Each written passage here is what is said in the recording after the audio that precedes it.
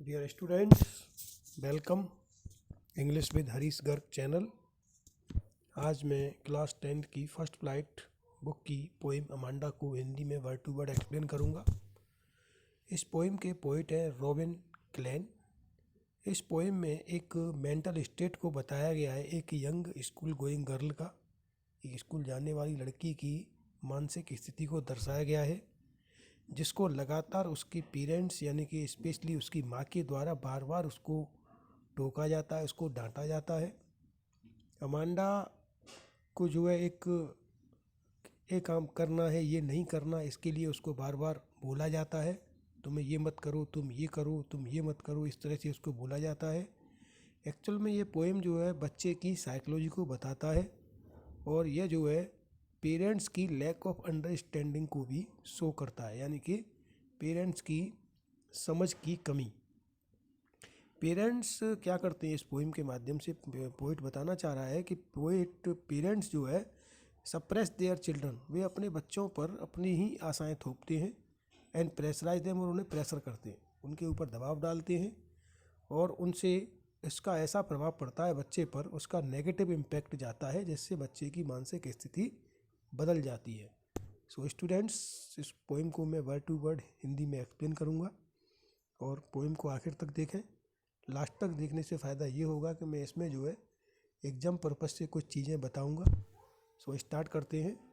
Do not bite your nails Amanda, don't hunch your shoulders Amanda, stop that slouching and sit up straight Amanda. Amanda, don't bite your nails, bite का मतलब होता है दांतों से चबाना।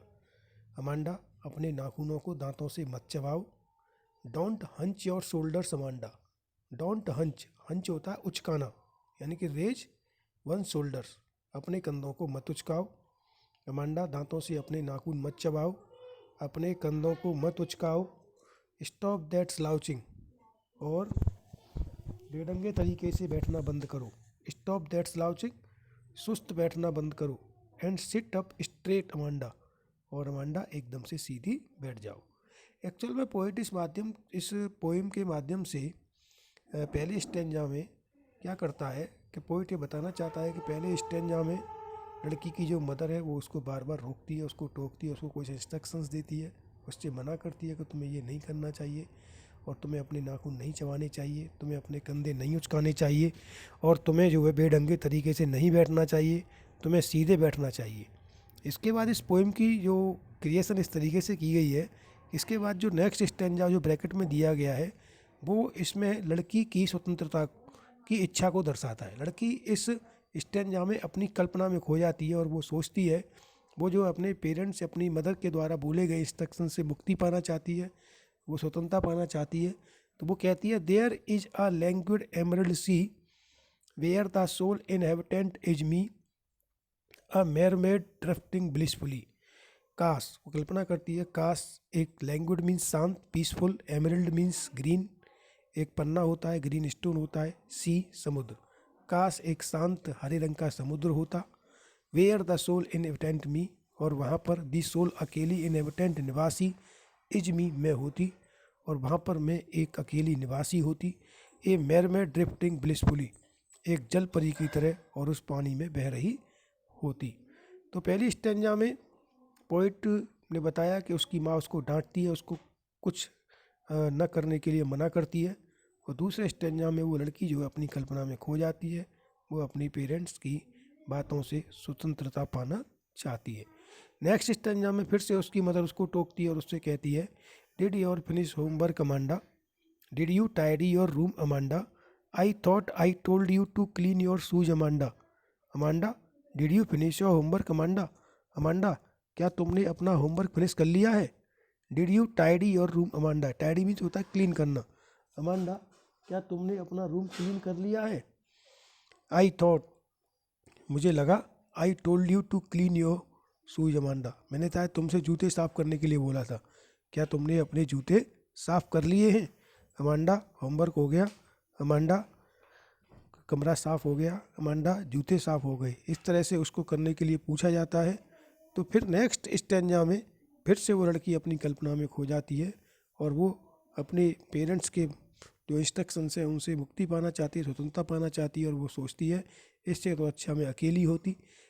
आई am an orphan roaming the street, I pattern soft dust with my hushed bare feet, the silence is golden the freedom is sweet. वो कहती है इससे तो अच्छा मैं ऑर्फन होती, मैं अनाथ होती, मेरे पेरेंट्स ना होते। रोमिंग द स्ट्रीट, गलियों में घूमती रहती। आई पैटर्न, आई पैटर्न, मैं नमूने बनाती, मैं डिजाइन बनाती, मैं आकृतियाँ बनाती। सॉफ्ट डस्ट, नरम नरम रेत में। विद माई हस्ट, अपने शांत बेयर नंगे फीट पैरों से। The silence is golden the freedom is sweet, माना साइलेंस गोल्डन है, माना चुप्पी सुनहरी है, लेकिन फ्रीडम इज स्वीट, स्वतंत्रता मधुर है, स्वतंत्रता अच्छी है। इस इन लाइन्स में पोइम की में लड़की कहती है इससे तो अच्छा मैं अनाथ होती, गलियों में अकेली घूमती और नरम नरम रेत में अपने शांत और नंगे पैरों से नई नई डिजाइनें बनाती, और माना कि शांति अच्छी है लेकिन स्वतंत्रता मधुर है। इस तरह से लड़की जो है इस पैसेज में, इस स्टेंजा में जो है अपनी कल्पना में खो जाती है। नेक्स्ट स्टेंजा में फिर से लड़की की मदर उसको टोकती है और उससे मना करती है, don't eat that chocolate Amanda, remember your acne Amanda, will you please look at me when I am speaking to Amanda. Don't eat that chocolate Amanda, Amanda वो चॉकलेट मत खाओ तुम, अमांडा वो चॉकलेट मत खाओ। रिमेंबर योर एक्ने अमांडा, तुम भूल गई अपने एक्ने, अपने मुहासों को भूल गई, तुम्हें अपने मुहासे याद हैं? एक्ने मीन्स होता है मुहासे। Will you please look at मी, मेरी तरफ देखो ना, उसकी मदर कहती है मेरी तरफ देखो।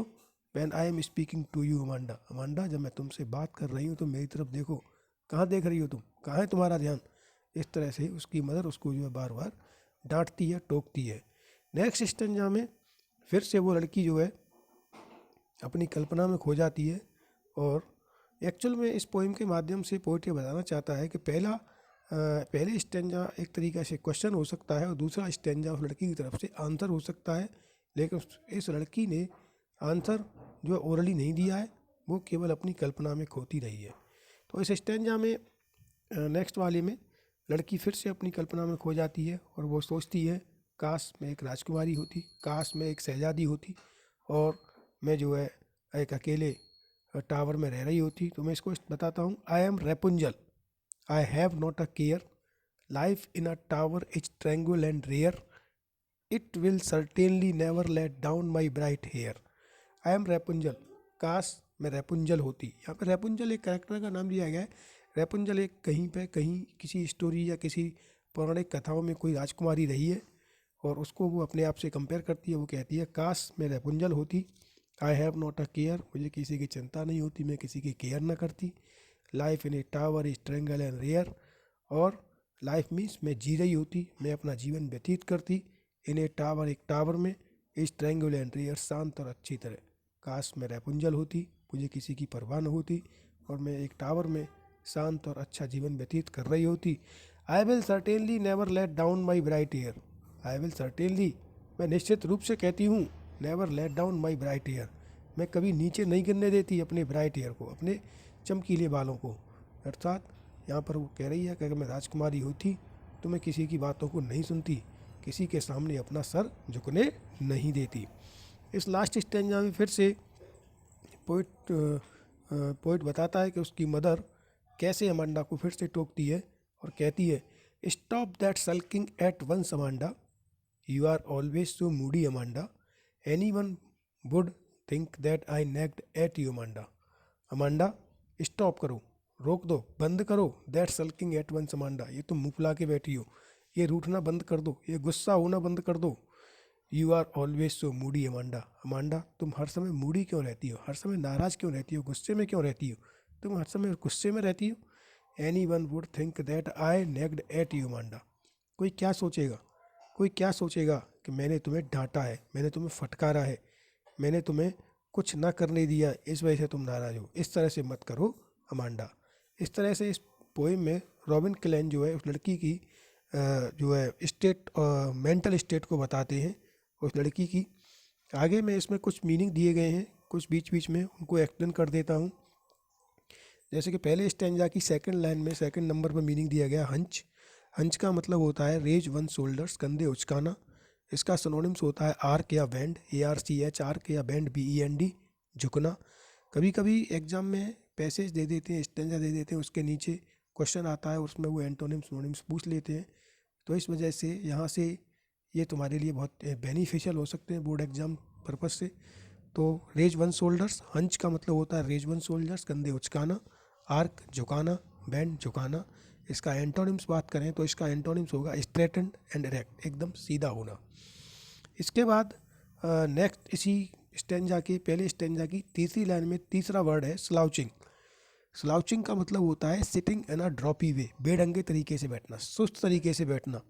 इसका भी लगभग सेम मीनिंग है, टेढ़े मेढ़े तरीके से बैठना, यानी कि हम्पी या करवी तरीके से। इसका सिनोनिम्स कह सकते हैं हम्पी या करवी, HUMPY या CURVY। इसका एंटोनिम होगा स्ट्रेट और इरेक्ट। इसका भी एंटोनिम स्ट्रेट और इरेक्ट होगा। इसके बाद हम जो नेक्स्ट वर्ड मीनिंग की बात करते हैं, नेक्स्ट वर्ड मीनिंग है नेक्स्ट स्टेंजा में लैंग्विड। लैंग्विड पहली लाइन का फोर्थ वर्ड है लैंग्विड। लैंग्विड का मतलब होता है लेजी, लेजी मतलब सुस्त। इसका सिनोनिम्स होगा relaxed and listless, relaxed and listless. इसका एंटोनिम्स होगा एनर्जेटिक एंड एक्टिव। इसके बाद हम बात करते हैं नेक्स्ट वर्ड मीनिंग की। इसी स्टेंजा की लास्ट लाइन में सेकंड लास्ट वर्ड मीनिंग है ड्रिफ्टिंग। और ड्रिफ्टिंग का मतलब होता है carried away slowly by the current of air और वाटर, यानी कि हवा में या पानी में तैरना। इसका हम सिनोनिम्स बना सकते हैं फ्लोटिंग या ट्रैम्पिंग, TRAMPING। इसके बाद इसका एंटोनिम आता है रसिंग हरीडली या कैरिड अवे। इसके बाद इसका नेक्स्ट वर्ड मीनिंग हम लेते हैं और वो आ जाता है तुम्हारा जाकर के इस स्टेंजा में I am an orphan roaming the street I pattern of dust with my hushed. ये हस्ड है, हस्ड का मतलब होता है शांत, वेरी क्वाइट एंड स्टिल। इसका सिनोनिम्स होगा साइलेंस, क्वाइट, और इसका एंटोनिम्स होगा नोइजी। इसके बाद बात करते हैं लास्ट वर्ड मीनिंग की, जो है लास्ट स्टेंजा में है। इसका मतलब है सल्किंग। सल्किंग, सल्किंग का मतलब होता है रूठना, और रूठने का मतलब होता है सल्किंग है। सल्किंग का मतलब होता है रूठना, नाराज होना, गुस्सा होना, मुंह फुलाना। To be angry in a childish manner, बच्चे की तरह गुस्सा होना। इसके लिए हम दूसरा सिनोनिम्स यूज कर सकते हैं मोप, MOPE, या एक और सिनोनिम्स है इसके लिए पाउट, POUT। इसका मतलब होता है रूठना या गुस्सा होना। इसके बाद इसके एंटोनिम्स की बात करते हैं तो होता है हैप्पी, काम एंड सेटिस्फाइड। हैप्पी, CALM, काम and satisfied. So students, I think this video would be beneficial for you, the students which are appearing the exam 10th this year. I think you would be share this video for the students. मैं उम्मीद करूँगा video अच्छी लगी होगी तो आप like करेंगे, comment करेंगे, शेयर करेंगे। अगर चैनल पर नए हो तो चैनल को सब्सक्राइब करें प्लीज़। Thank you. ओके।